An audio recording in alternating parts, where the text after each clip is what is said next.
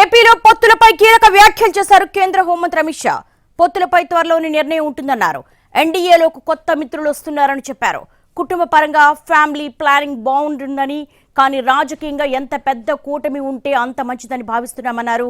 అమిత్ షా మిత్రులను ఎప్పుడు తాము బయటకు పంపలేదని అమిత్ షా ఆయా రాష్ట్రాల్లో ఉన్న రాజకీయ సమీకరణాల దృష్ట్యా వాళ్లే బయటకు వెళ్లి ఉండవచ్చన్నారు.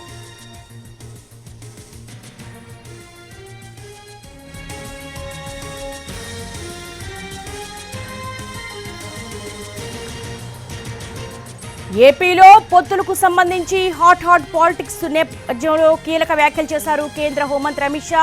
పొత్తులపై త్వరలోనే నిర్ణయం ఉంటుందన్నారు. ఎన్డీఏలోకి కొత్త మిత్రులు వస్తున్నారని చెప్పారు. కుటుంబ పరంగా ఫ్యామిలీ ప్లానింగ్ బాగుంటుంది, కానీ రాజకీయంగా ఎంత పెద్ద కూటమి ఉంటే అంత మంచిదని భావిస్తున్నామన్నారు అమిత్ షా. మిత్రులను ఎప్పుడూ తాము బయటకు పంపలేదని అమిత్ షా ఆయా రాష్ట్రాల్లో ఉన్న రాజకీయ సమీకరణాల దృష్ట్యా వాళ్లే బయటకు వెళ్లి ఉండవచ్చన్నారు.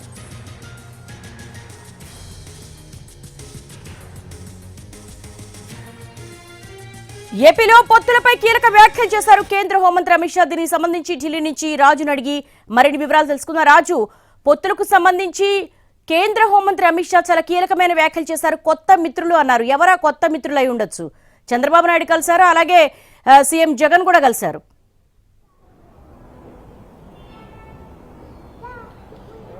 ఎస్ దేవి, నిజంగా ఏదైతే ఆంధ్రప్రదేశ్ రాష్ట్ర రాజకీయాలకు సంబంధించి దేశ రాజధానిలో కీలక నిర్ణయాల దిశగా అడుగులు పడుతున్నాయనేది ఇప్పుడు అమిత్ షా చేసినటువంటి కామెంట్స్ చూస్తే స్పష్టంగా అర్థమవుతుంది. ఎందుకంటే ఇప్పటికే ఏదైతే ఆంధ్రప్రదేశ్లో ఎవరు బీజేపీతో వెళ్తారు, ఎవరు ఒంటరిగా వెళ్తారు అనేటువంటి అంశం పైన పెద్ద ఎత్తున ఆసక్తికరమైనటువంటి చర్చ జరుగుతూనే ఉంది.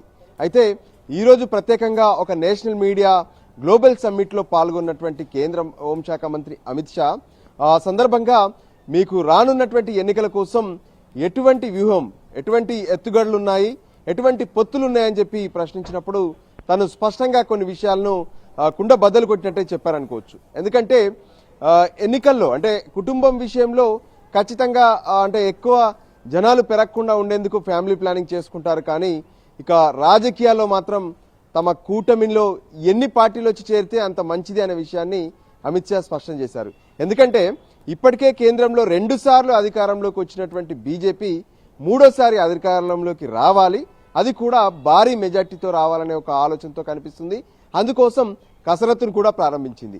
ఇప్పటికే మనం చూసాం, బీహార్ రాజకీయాల్లో నితీష్ కుమార్ వచ్చి గతంలో ఇండియా కూటమిని ఏర్పాటు చేసేందుకే తను ప్రయత్నం చేశారు.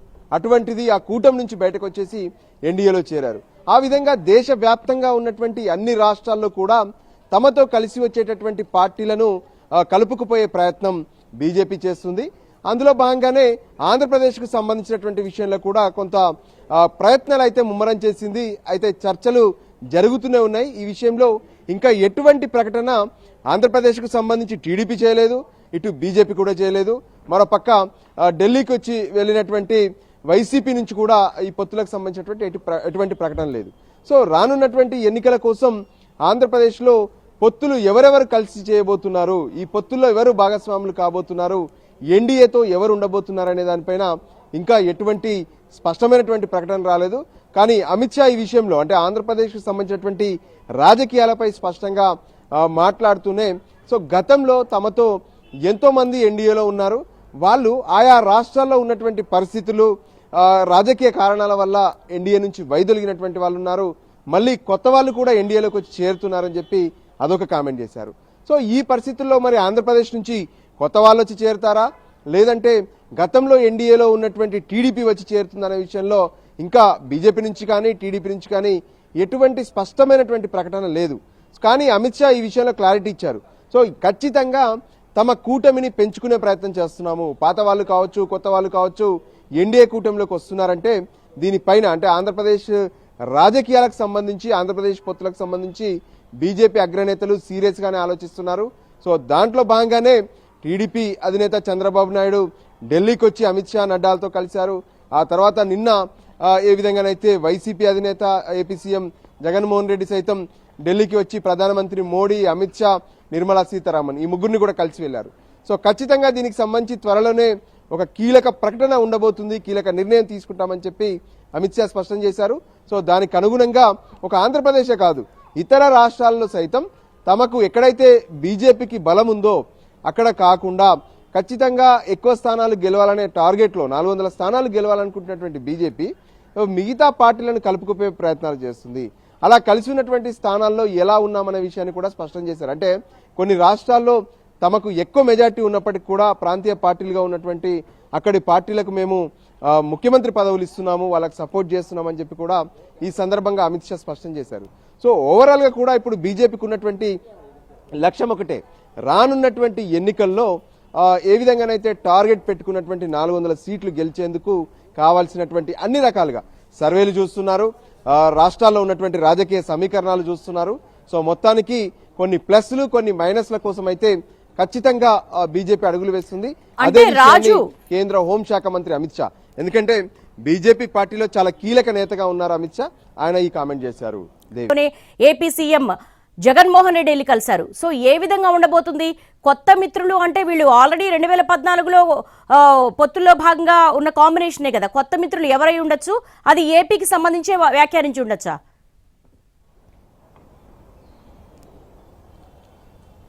ఎస్, ఆంధ్రప్రదేశ్ రాష్ట్ర రాజకీయాలకు సంబంధించి అయితే ఖచ్చితంగా బీజేపీ అంటే అక్కడనైతే ఈసారి పొత్తులు పెట్టుకోవాలనే ఆలోచనతో కనిపిస్తుంది. కానీ ఎవరితో పొత్తులు పెట్టుకుంటుందనే విషయంలో మాత్రం ఇప్పటి వరకు అంటే స్పష్టతనివ్వట్లేదు. కానీ చర్చలు మాత్రం కొనసాగుతూనే ఉన్నాయి.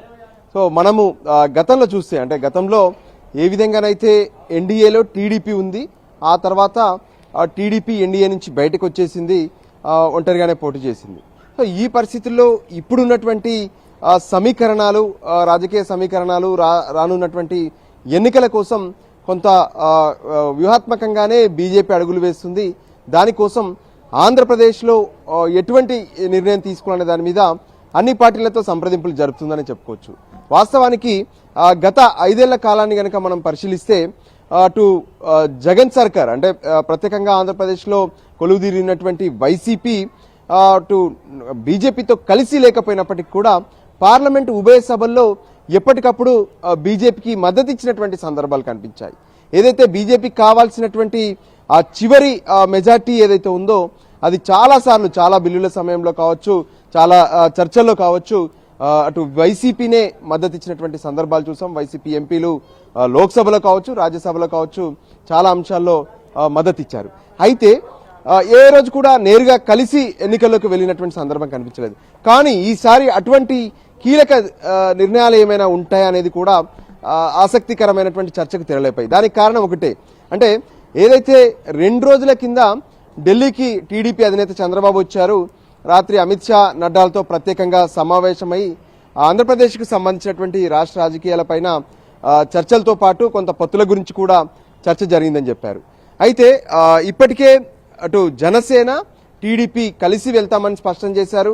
అదే సమయంలో జనసేన అధినేత పవన్ కళ్యాణ్ సైతం అటు తను టీడీపీతో ఖచ్చితంగా రానున్నటువంటి ఎన్నికలకు వెళ్తానని చెప్తున్నారు. కానీ బీజేపీ మాత్రం జనసేన ఎన్డీఏలోనే ఉంది, జనసేన మాతో పొత్తులోనే ఉందని చెప్పి బీజేపీ చెప్తూ వచ్చింది. కానీ ఈ ముగ్గురికి సంబంధించినటువంటి కలయికకు అంటే ఆ ముగ్గురి పొత్తుకు విషయం సంబంధించి మాత్రం టీడీపీ కానీ జనసేన కానీ బీజేపీ కానీ ఇప్పటి వరకు ఎటువంటి అధికారిక ప్రకటన చేయలేదు.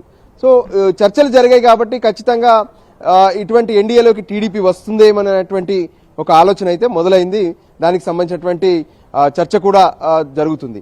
అదే సమయంలో అంటే ఎప్పుడైతే టీడీపీ అధినేత చంద్రబాబు తన టూర్ను ముగించుకొని తిరుగు ప్రయాణమయ్యారో అదే రోజు రాత్రి ఆంధ్రప్రదేశ్ ముఖ్యమంత్రి జగన్మోహన్ రెడ్డి ఢిల్లీకి వచ్చారు.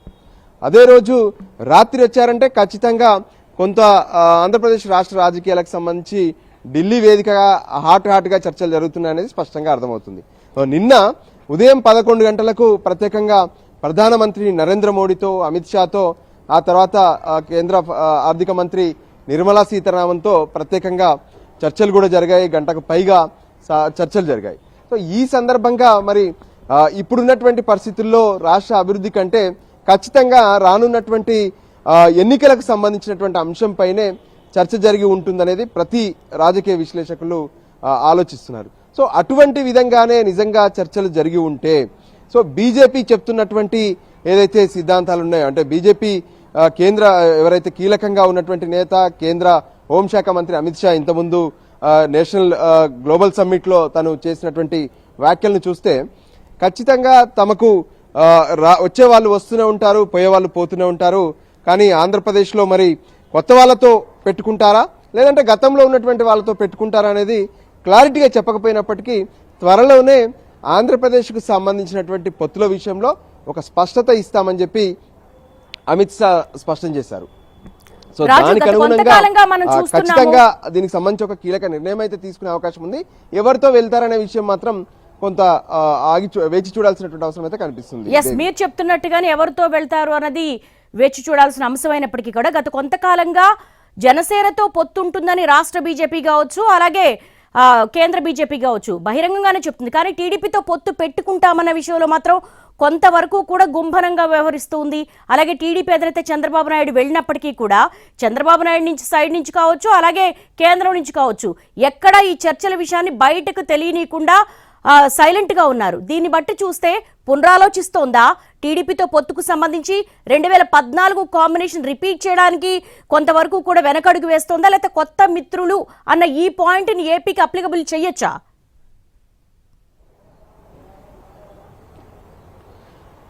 ఎస్ దేవి, ప్రధానంగా చూస్తే వాళ్ళు ఎవరితో పొత్తు పెట్టుకున్నా సరే అది రాజకీయ లక్ష్యమే. అంటే రానున్నటువంటి ఎన్నికల్లో ఎక్కువ సీట్లు గెలిచేందుకే ఆ పొత్తులు అనేది ఉపయోగపడాలి. ఆ విధంగానే వాళ్ళకు సంబంధించినటువంటి లెక్కలేస్తున్నారు.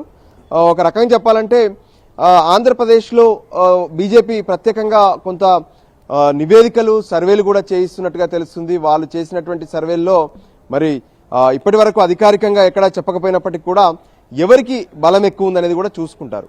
సో వాళ్ళతోనే కలిసి వెళ్లేందుకు సుముఖత చూపుతారు. ఎందుకంటే వాళ్ళకి కావాల్సింది ఫైనల్ గా మరోసారి ప్రధానమంత్రిగా మోడీ కావాలి, మూడోసారి ముచ్చటగా మోడీ ప్రధానమంత్రి కావాలి. అందుకోసం కావాల్సినటువంటి అధిక మెజార్టీ కోసమే వాళ్ళు ప్రయత్నం చేస్తున్నారు. సో దానికి అనుగుణంగానే రెండు పార్టీలతో కొంత చర్చలు అయితే జరుగుతున్నాయి.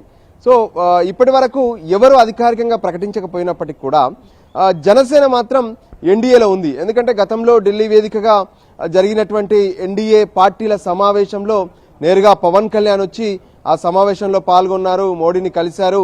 సో ఎన్డీఏ విషయంలో తాను ఇక కొనసాగుతామనే విషయాన్ని కూడా పవన్ కళ్యాణ్ స్పష్టం చేశారు.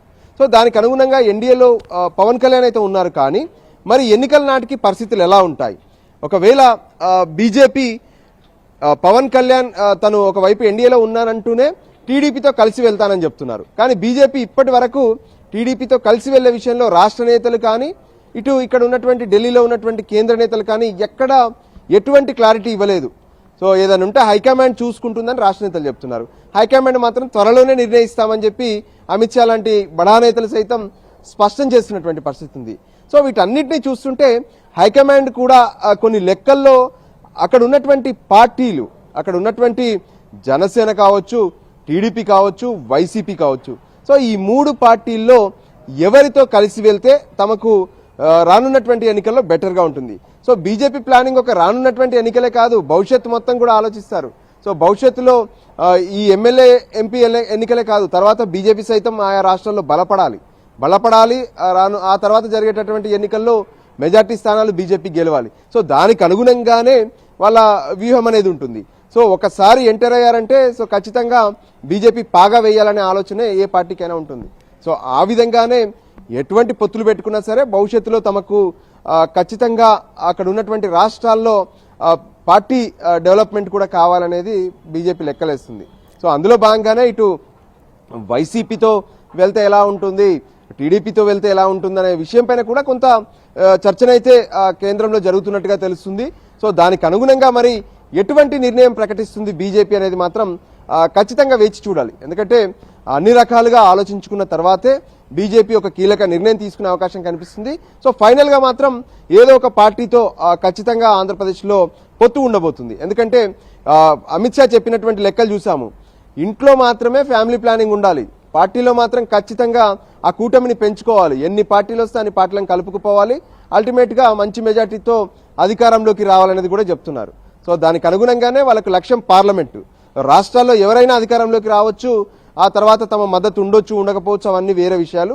సో ఖచ్చితంగా రానున్నటువంటి ఎన్నికల్లో మెజార్టీ స్థానాలు గెలిచేందుకు కావచ్చు, ఆ తర్వాత వాళ్ళు అనుకున్నటువంటి టార్గెట్ స్థానాలు గెలిచేందుకు ఏదైతే ఆంధ్రప్రదేశ్లో సైతం ఏదో ఒక పార్టీతో వెళ్లేందుకు మాత్రం బీజేపీ అగ్రనేతలు కసరత్తు మొదలుపెట్టారు. అదే విషయం పైన త్వరలోనే ఒక క్లారిటీ ఇచ్చే అవకాశం కూడా కనిపిస్తుంది.